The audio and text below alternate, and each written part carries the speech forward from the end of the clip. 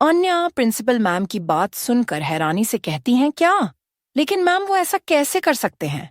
वो तो डोनेशन देने ही यहाँ आए थे ना। प्रिंसिपल मैम शांत आवाज में कहती हैं, हाँ वो डोनेशन देने ही आए थे, लेकिन फिर पता नहीं उनका मन बदल गया। आन्या अपने मन में कहती हैं, शायद मेरी वजह से। आन्या के मन में ये ख्याल आते ही वो प्रिंसिपल मैम की तरफ देखते हुए कहती हैं, मैम अगर आप बुरा ना माने तो क्या एक बार मैं मिस्टर विहान से बात करूं? प्रिंसिपल मैम खुश होते हुए कहती हैं, आन्या क्या तुम कर सकती हो? आन्या जल्दी से कहती हैं, एक बार कोशिश करके देखती हूँ मैम, अगर वो मान जाए तो अच्छी बात है। प्रिंसिपल मैम विहान की तरफ देखती है जो अपनी कार में बैठ रहा होता है। ये देखकर वो आन्या की तरफ देखकर जल्दी से कहती हैं, आन्या तो फिर जल्दी जाओ और उनसे बात करो, वो जा रहे हैं। आन्या जल्दी से दौड़ते हुए विहान की तरफ बढ़ती है। आन्या विहान को रोकने के लिए उससे जोर से आवाज लगाते हुए कहती हैं, रुकिए मुझे बात करनी है। हालांकि विहान ने आन्या की आवाज सुन ली थी, लेकिन उसने ऐसा प्रिटेंड किया कि उसे कुछ सुनाई नहीं दिया और वो जल्दी से कार में बैठ गया और ड्राइवर को चलने के लिए कहा। ड्राइवर कार स्टार्ट करके वहां से जाने लगा। आन्या भागते हुए कार का पीछा करती है और दौड़ते हुए ही जोर से कहती है, विहान रुको, मुझे तुमसे बात करनी है। कार चल रही थी। विहान साइड मिरर से आन्या को उसका पीछा हुए देखता है।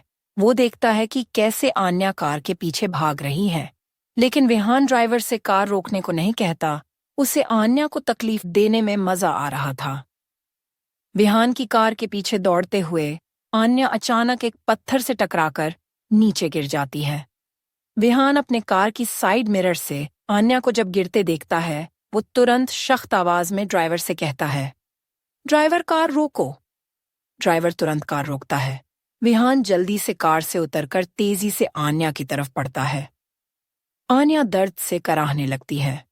गिरने की वजह से उसके हाथ और पैर छिल गए थे और उनसे हल्का हल्का खून आ रहा था और चोट में मिट्टी धूल भी चिपक गई थी। आन्या को बहुत दर्द हो रहा था, लेकिन जब वो नजर उठाकर देखती है तो उसकी आंखें चमक जाती हैं। विहान उसकी तरफ ही आ रहा होता है। विहान को आते देख आन्या अपना दर्द भूल जाती है और उसका दिल खुशी से झूम उठता है। विहान आन्या के ठीक सामने रुककर उसे घूरने लगता है। आन्या वहीं जमीन पर बैठे हुए ऊपर विहान की तरफ देखकर नॉर्मल टोन में कहती हैं, मुझे तकलीफ में देखकर तुम्हें तो अच्छा लग रहा होगा ना? विहान बिना किसी भाव के कहता है, हाँ तुम्हें तकलीफ में देखकर अच्छा तो लग रहा है, लेकिन बस तुमने मुझे रोकने के लिए ये नाटक ना किया हो। आन्या थोड़ा रुक कर अपना हाथ उठाकर विहान को अपनी चोट दिखाते हुए शांत आवाज में कहती है, विहान तुम्हें ये नाटक लगता है या तुमने मुझे साइको समझ रखा है? देखो मुझे इतनी चोट आई है। आन्या उठकर खड़े होने की कोशिश करने लगती है, लेकिन उसके पैर में कुछ ज्यादा ही चोट आई होती है, इसलिए वो बड़ी ही मुश्किल से उठ पाती है। विहान बिल्कुल भी आन्या की मदद नहीं करता। वो तो एक कदम दूर होकर आन्या को तकलीफ में देखकर उसके मजे ले रहा होता है। आन्या विहान को देखकर समझ पा रही थी कि वो अब भी बदले के मूड में है, इसलिए वो भी उसकी मदद नहीं मांगती और खुद ही उठ खड़ी होती है। आन्या अपने हाथ झटकते हुए नॉर्मल टोन में कहती हैं, अगर तुम्हें मुझे तकलीफ में देखकर सुकून मिल गया होगा तो क्या हम बात कर सकते हैं? विहान तंज भरी आवाज में कहता है, सुकून? तुम्हें ऐसे तकलीफ में देखकर दिल को राहत मिली है। आन्या का मुंह उतर जाता है। विहान थोड़ा रुककर तंज भरी आवाज में आगे कहता है, वैसे तुम इस स्कूल में क्या कर रही हो? तुम्हें तो अपना फ्यूचर बनाना था ना? मुझे तो लगा था कि तुमने इन 5 सालों में इतनी पढ़ाई की होगी कि तुम्हें डायरेक्ट प्राइम मिनिस्टर की पोस्ट मिल गई होगी। आन्या सीरियस टोन में बोली, विहान अब बस भी करो, जानती हूं तुम मुझसे नाराज हो और तुम्हारी नाराजगी जायज भी है, लेकिन मेरी बात तो सुनो। तभी उसी रोड से एक बस होकर गुजरती है। आन्या उस बस को जाते देख अफसोस करते हुए कहती हैं, मेरी बस। विहान भी मुड़कर उस बस को जाते देखता है।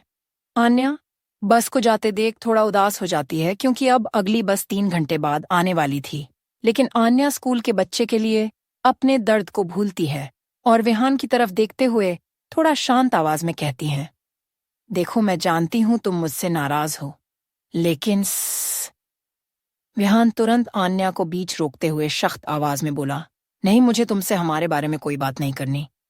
हमारा रिश्ता 5 साल पहले ही खत्म हो गया है, तो इस बात को दोबारा निकालने का कोई मतलब नहीं है। आन्या विहान की कठोर आवाज सुनकर थोड़ा घबरा जाती है और अपने दिल पर हाथ रखकर अपनी बढ़ी हुई धड़कनों को शांत करने की कोशिश करती है। तभी विहान को भी एहसास होता है कि उसने कुछ ज्यादा ही जोर और गुस्से से ये बात कही है। आन्या धीमी आवाज में कहती है, विहान एक बार मेरी बात तो सुनो। विहान तुरंत आन्या को रोकते हुए सख्त आवाज में कहता है, मुझे कुछ नहीं सुनना है। अगर अब तुम्हारा नाटक खत्म हो गया होगा तो मुझे बहुत काम है। आन्या अपने दिल को शांत करके आगे नर्म आवाज में कहती हैं, हाँ काम से याद आया विहान, अगर तुम मेरी वजह से डोनेशन देने के लिए मना कर।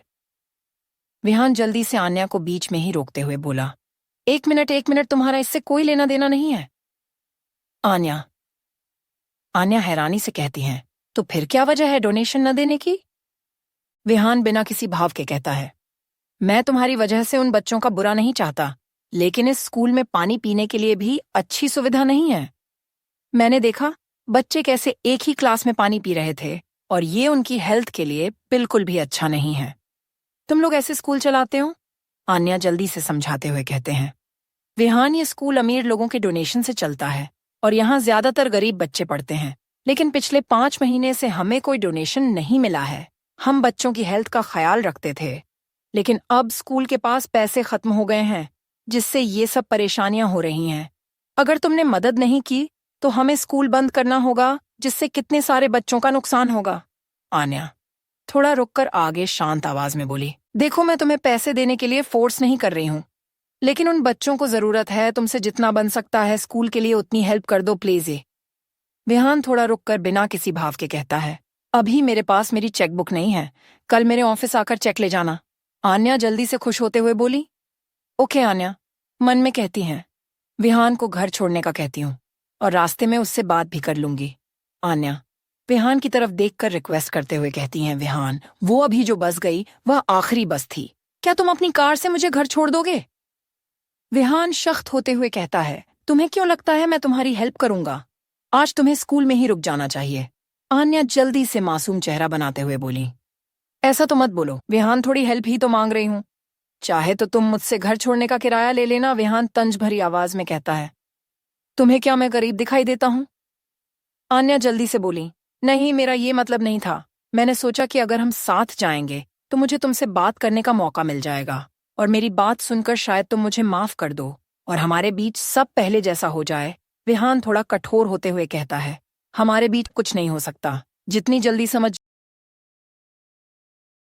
जाओ उतना तुम्हारे लिए बेहतर होगा।